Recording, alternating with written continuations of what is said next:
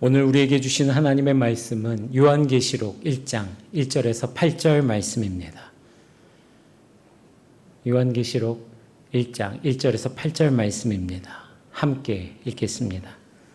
예수 그리스도의 계시라. 이는 하나님이 그에게 주사 반드시 속히 일어날 일들을 그 종들에게 보이시려고 그의 천사를 그 종 요한에게 보내어 알게 하신 것이라. 요한은 하나님의 말씀과 예수 그리스도의 증거 곧 자기가 본 것을 다 증언하였느니라.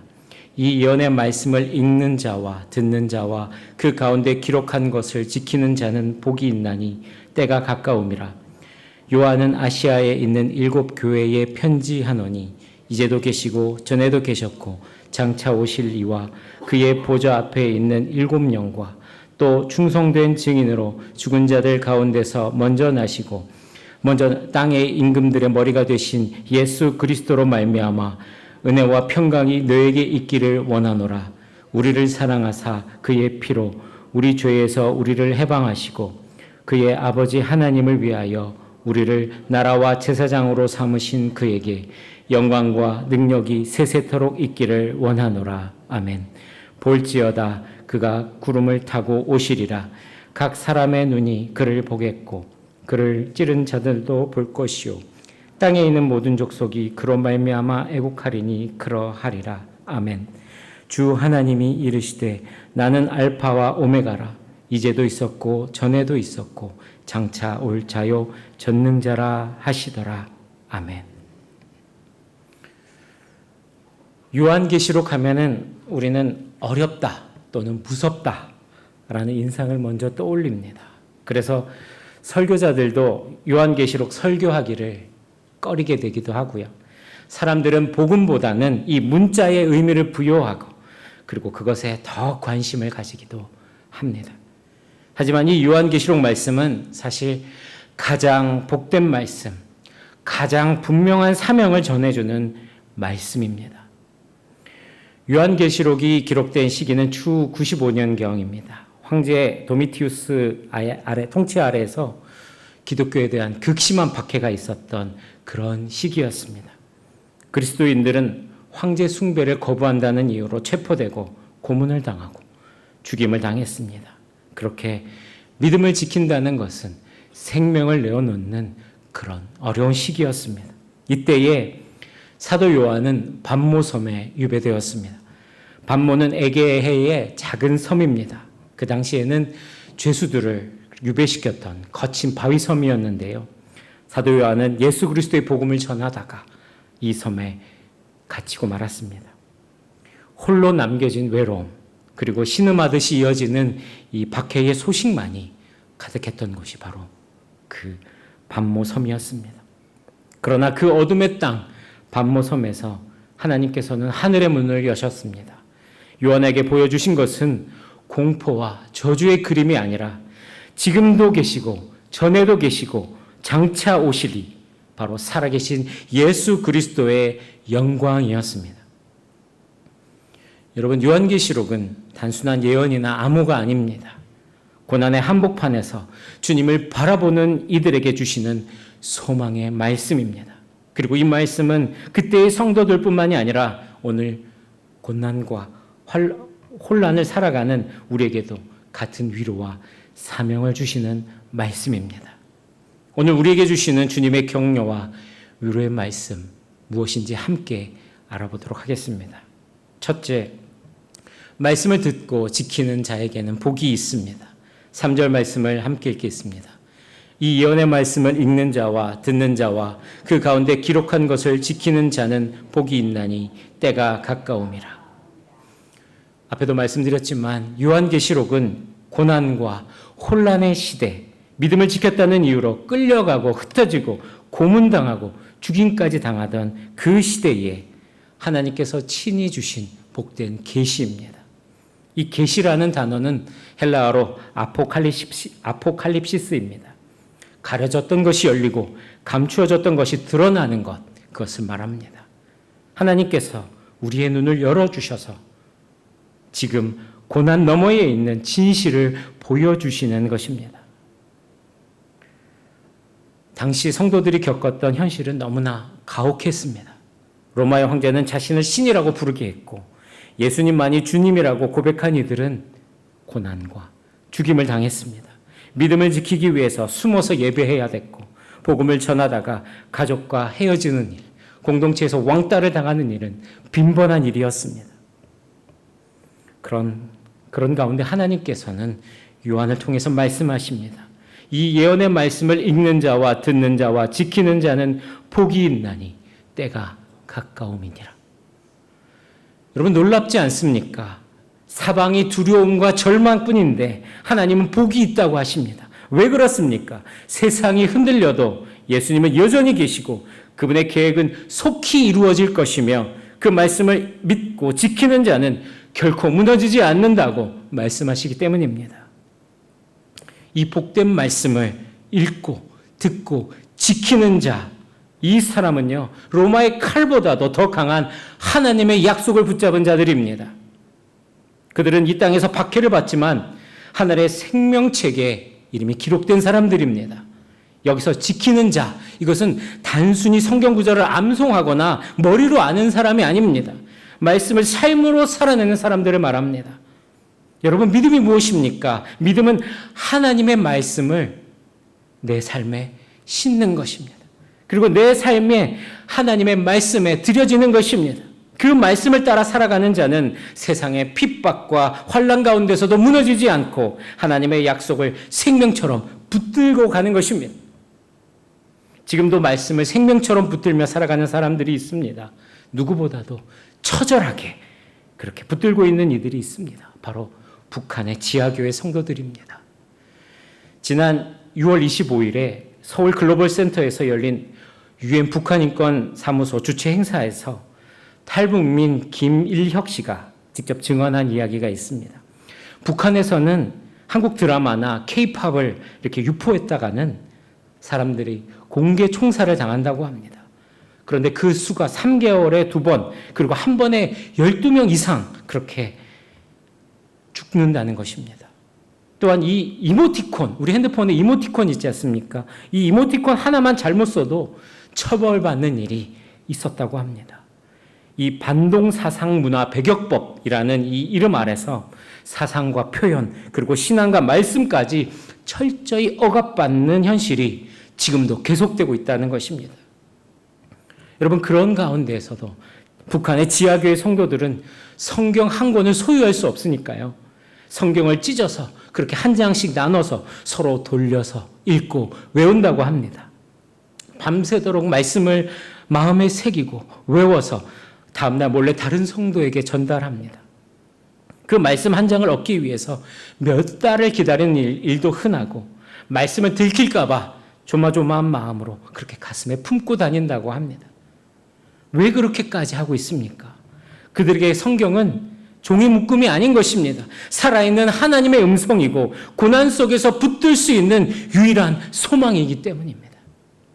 말씀을 읽고 듣고 지키는 자는 복이 있도다. 이 말씀을 생명을 걸고서라도 지키는 그들을 향한 하나님의 말씀인 줄 믿습니다. 누가복음에 보면 예수님께서 제자들에게 말씀하십니다. 누가복음 6장 46절 너희는 나를 불러 주여 주여 하면서도 어찌하여 내가 말하는 것을 행하지 아니하느냐. 이 예수님 시대의 주여 이것은요 단순한 존칭이 아닙니다. 당신은 내 삶의 주인이십니다. 말씀하시면 따르겠습니다. 라는 복종과 순종의 고백입니다. 그런데 우리는 주인님 하면서도 정작 아무것도 하지 않고 있다라고 예수님께서는 지적하신 것입니다. 주인이 묻습니다. 넌 왜 계속 나를 주인님이라고 부르면서 내가 시키는 건 하나도 하지 않고 있니? 우리는 하나님 앞에서 주여, 주여 그렇게 부릅니다. 주일마다 예배당에 나오고 찬양하고 기도합니다. 여러분 새벽 기도 시간에 잘 들어보시면은요. 주여, 주여 그리고 주시옵소서 여러분 잘 들어보시면 그 소리만 들립니다. 우리 자신을 한번 돌아보시기 바랍니다. 우리는 성경 말씀을 읽고 있습니다. 그러나 말씀대로 살아가고 있습니까? 하나님 부르지만 하나님의 뜻에 귀를 기울이고 있는지 우리는 돌아봐야 할 것입니다. 우리에게 필요한 것은 말씀을 향한 열정뿐만이 아니라 말씀을 삶으로 살아내는 순종입니다. 그런 우리에게 하나님은 말씀하십니다. 이 말씀을 읽고 듣고 지키는 자는 복이 있도다. 여러분, 이 시대는요, 더 이상 기독교를 우호적으로 바라보지 않습니다. 오히려 믿음대로 산다고 하면은 조롱하고 너나 잘하세요 라고 그렇게 말합니다. 네, 그렇습니다. 말씀대로 산다는 것 사실 어렵죠. 그런데 그렇게 살지 못한다고 사탄은 우리를 정죄하고 있습니다.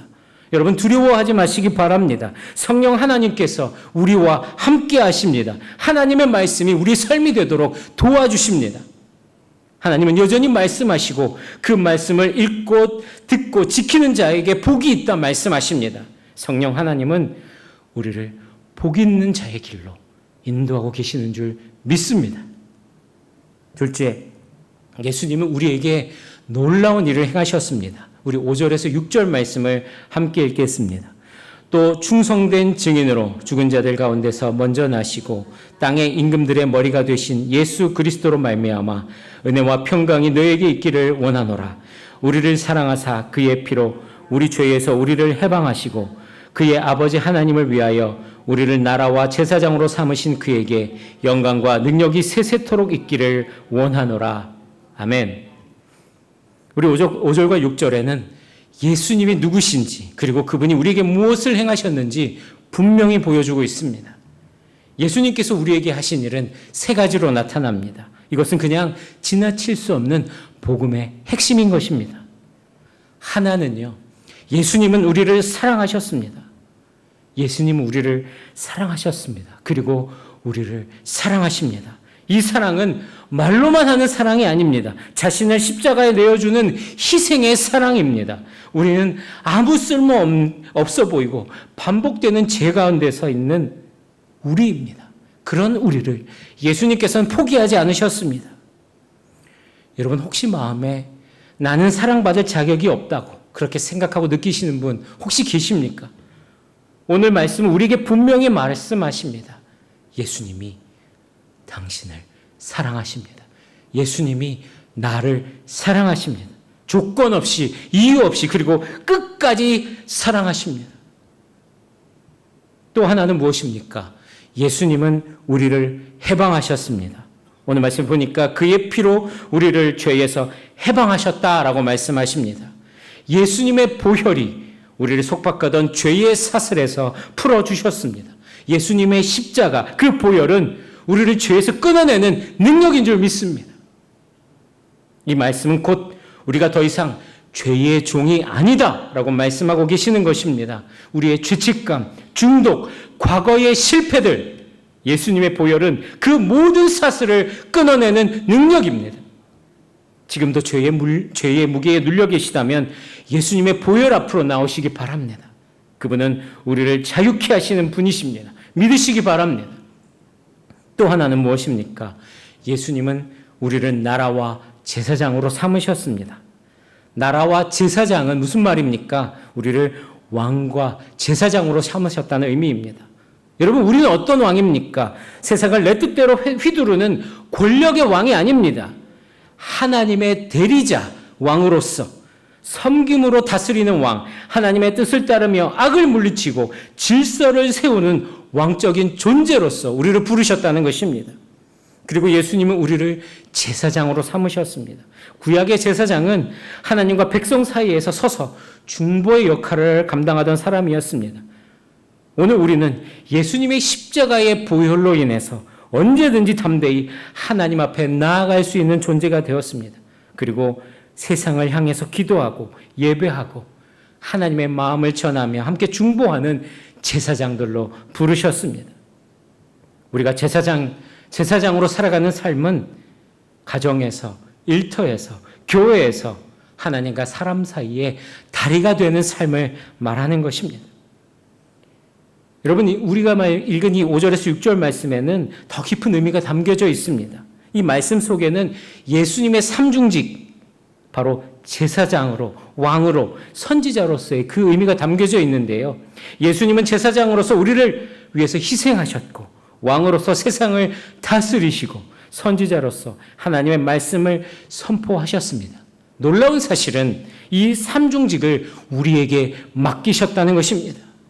우리가 제사장으로 세상과 하나님 사이의 다리가 되고, 왕으로서 하나님의 통치를 드러내며 선지자로서 말씀을 선포하는 존재로 우리가 부름받았다라는 것입니다.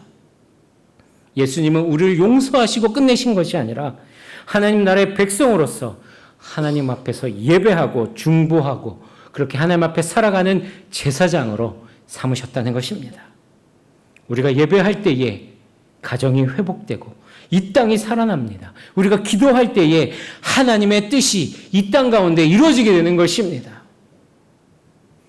얼마 전 우크라이나 전쟁 속에 한 목사님의 이야기를 들었습니다. 지금도 우크라이나와 러시아가 3년 넘게 전쟁이 이어지고 있죠. 키이우 지방에 이 방송 진행자이자 목회자인 세르게이 목사님이 있습니다. 전쟁이 격화되면서 많은 이들이 피난을 가게 되었습니다. 그런데도 이 세르게이 목사님은 키이우에 남아서 방송국 문을 열었다고 합니다. 목사님은 방송을 통해서 시편 말씀을 낭독했습니다. 그리고 사람들을 위해서 기도하는 방송을 계속했다고 합니다. 그 방송을 듣고 사람들이 위로를 받고 성경을 진지하게 대하는 계기가 되었다고 합니다. 또한 그는 군인과 가족들을 위해서 현장에서 신방하고 중보 기도자로서 복음을 전하고 위로하는 사역을 계속했습니다. 최근에 외신 인터뷰에서 목사님에게 기자가 물었습니다. 왜 남으셨습니까? 라는 질문에 세르게이 목사님은 이렇게 대답했다고 합니다. 하나님께서 나를 여기에 남기셨다면 그것은 누군가를 대신해 기도하라는 뜻이겠지요. 이 세르게이 목사님은 지금도 포성이 울리는 땅에서 피난민과 병사들과 그의 가족들을 위해서 그리고 가족들을 잃어버린 전쟁 때문에 돌아간 이들을 위해서 그 가족들을 위로하고 방송과 신방을 계속하고 있다고 합니다. 여러분, 이것이 오늘의 제사장입니다. 이 시대의 제사장처럼 살아가는 것, 어떤 모습일지 막연할지 모르겠습니다. 하지만 하나님께서는 지금도 누군가를 그 자리로 부르고 계십니다. 여러분, 우리가 누구입니까? 우리는 예수님의 보혈로 그렇게 사랑받은 존재입니다. 죄에서 해방된 존재입니다. 그리고 사명을 위임받은 존재입니다. 위험이 가까워지고 세상이 흔들리는 지금 제사장으로 중보자로 우리 하나님께서는 저와 여러분을 부르고 계십니다. 하나님의 위임을 받은 왕으로서 이 세상에서 하나님 나라의 질서를 드러내시기를 바랍니다. 하나님의 말씀을 삶으로 선포하시기 바랍니다. 주님 다시 오실 때까지 주님께서 맡겨주신 이 사명을 감당하는 우리 모두가 되기를 바랍니다. 셋째, 예수님은 다시 오십니다. 7절과 8절 말씀을 함께 읽겠습니다. 볼지어다 그가 구름을 타고 오시리라. 각 사람의 눈이 그를 보겠고 그를 찌른 자도 볼 것이요 땅에 있는 모든 족속이 그로 말미암아 애곡하리니 그러하리라. 아멘. 주 하나님이 이르시되 나는 알파와 오메가라. 이제도 있고 전에도 있었고 장차 올 자요 전능한 자라 하시더라. 아멘. 여러분, 이 말씀이 어떤 말씀입니까? 이것은 우리의 믿음의 결말이요 역사의 마지막 모습입니다. 예수님께서 분명히 말씀하십니다. 내가 다시 오겠다. 우리는요, 이 약속의 말씀 위에 굳게 서 있는 사람들입니다. 예수님은 이 땅에 오셨고 십자가에서 죽으시고 부활하시고 하늘로 올리우셨습니다. 그리고 반드시 다시 오십니다. 그리고 그 날은 모든 사람이 주님을 보게 되는 날일 것입니다. 믿는 자든 믿지 않는 자든 피할 수 없는 심판의 날이요 동시에 구원의 날입니다. 그를 찌른 자도 볼 것이요. 이 말씀은 예수님을 못 박은 유대인들만 말하는 것이 아닙니다. 예수님을 거절하고 무시하고 외면한 모든 사람들이 그날을 목격하게 될 것이다 말씀하고 계십니다. 그리고 애통해할 것이다 말씀하십니다. 하지만 우리에게는 다릅니다. 우리는 그날을 두려움으로 기다리는 자들이 아닙니다. 그날을 기쁨과 소망으로 준비하는 자들입니다. 우리는 꼭 기억해야 될 말씀이 있습니다. 나는 알파와 오메가라. 나는 알파와 오메가라. 하나님은 우리의 인생의 처음이시고 그리고 마지막이시라고 말씀하십니다. 그래서 우리의 인생의 처음도 아시고 마지막도 아시는 분이십니다. 우리가 어디로부터 왔는지 아시고 어디로 가야 하는지도 아시는 분이 바로 우리 하나님이시라는 것입니다. 그리고 지금 우리가 어디에 있는지도 정확히 알고 계십니다. 우리는 지금을 살기에 오늘의 고통과 내일의 불확실 앞에서 우리는 흔들리고 요동합니다. 여러분 기억하십시오. 하나님은 시간 위에 계십니다. 그분은 시작이시고 끝이시며 지금도 우리 곁에 계시는 전능하신 하나님이십니다. 그렇게 예수님의 재림은 단순한 미래 사건이 아닙니다. 그것은 오늘을 살아갈 수 있는 힘이고 지금 고난을 견딜 수 있는 이유가 되시는 것입니다. 2020년 코로나가 한창이던 그 시절에 영국의 한 어린이 병원 중환자실에서 있었던 일입니다. 코로나로 인해서 이 어린 아이들이 부모들과 격리되어서 유리창 너머로 그렇게 겨우 얼굴만 바라보고 그렇게 있었던 그런 때였습니다. 그곳은 늘 긴장된 공기와 삐 소리 나는 그런 의료 장비들, 그리고 생사의 경계에서 사투를 벌이는 아이들로 가득했습니다. 간호사들도 보호복에 마스크를 쓰고 얼굴을 가려야 했고 아이들은 누가 누구인지 구분조차 할 수 없었던 그런 때였습니다. 어느 날 그 병동의 한 간호사가 조용히 유리창에 작은 그림 하나를 붙였습니다. 곰 인형이 웃고 있는 그런 그림이었습니다. 그리고 그 옆에 영어로 쓰여져 있었습니다. 다 괜찮아질 거야. 이 작은 문구에 아이들이 반응했습니다. 몸은 힘들어도 눈빛에 웃음이 생기기 시작했고 의료진들도 그 그림을 보면서 그렇게 위로를 받았습니다.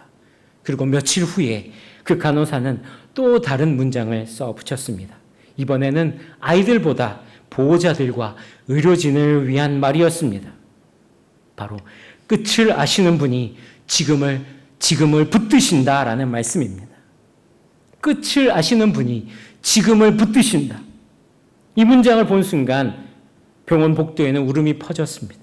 누군가는 조용히 손을 모았고 누군가는 흐느끼며 울기 시작했습니다. 그리고 유리창에 이마를 기대면서 기도하기 시작했습니다. 끝날 것 같지 않는 이 상황, 생사의 길을 지켜보는 이 상황, 희망이 보이지 않았던 그 병실에 끝을 아시는 하나님께서 여전히 지금 붙들고 계신다는 이 사실이 모두의 가슴에 위로가 되었던 것입니다. 우리 삶의 역사는 하나님으로 시작되어서 하나님으로 끝납니다. 처음과 마지막, 시작과 끝. 우리가 사는 이 시간 속에서 모든 것을 주관하시는 분은 우리 하나님이십니다. 지금 우리가 겪고 있는 고난, 풀리지 않는 문제, 멈춰선 것 같은 미래,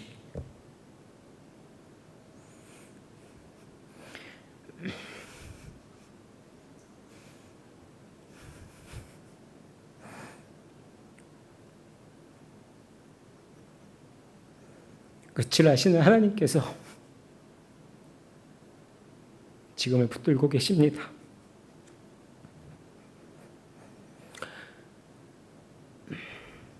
우리는 하나님의 시간 안에 있습니다. 하나님은 모든 것 위에 계시고 우리를 마지막까지 신실하게 인도하시는 분이십니다. 두려워하지 마십시다. 우리의 인생도 우리의 고난도 그분의 손 안에 있습니다. 예수님은 다시 오십니다. 예수님의 재림은 우리가 겪는 모든 고난과 눈물을 알고 계십니다. 그리고 그 끝에서, 그리고 그 과정 가운데서 하나님께서는 친히 개입하시고 회복하신다고 약속하고 계십니다. 주님께서 오시는 그날에 억울함이 풀어지고 악한 세력들은 심판받게 되고 의로운 자가 하나님 앞에 서게 되는 날이 바로 주님 다시 오시는 날인 줄 믿습니다. 그래서 우리는 두려움이 아니라 소망으로 그날을 기다릴 수 있습니다. 다시 오실 주님을 기다리는 우리 모두가 되기를 바랍니다. 말씀을 맺겠습니다. 요한계시록은 두려움의 책이 아닙니다. 소망의 책입니다. 그리고 그 중심에는 예수 그리스도가 계십니다. 그분은 우리를 사랑하십니다. 죄에서 해방하셨습니다. 우리를 하나님 앞에서 제사장으로 세우셨습니다. 그리고 언젠가 구름을 타고 다시 오실 것입니다.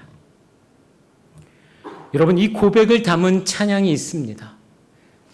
우리를 사랑하사 그의 피로라는 찬양인데요.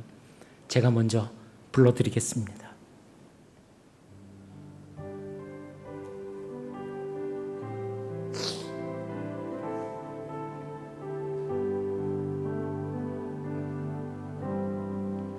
우리를 사랑하사 그의 피로 우리를 죄에서 해방하시고 아버지 하나님을 위하여 우리를 나라와 제사장으로 삼으신 주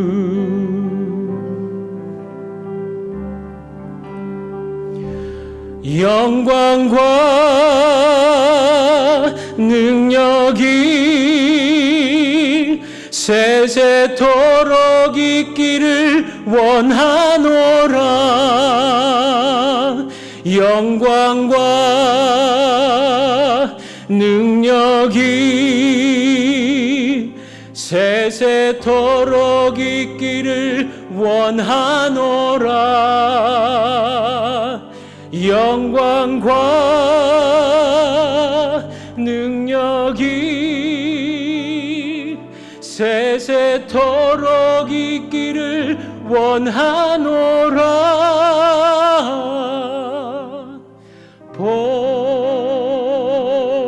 볼지어다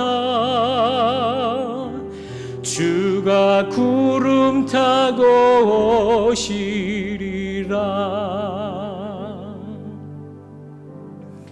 여러분, 세상은 흔들려도요, 우리의 믿음의 시작과 끝은 변하지 않습니다. 바로 예수님이 함께 계시기 때문입니다.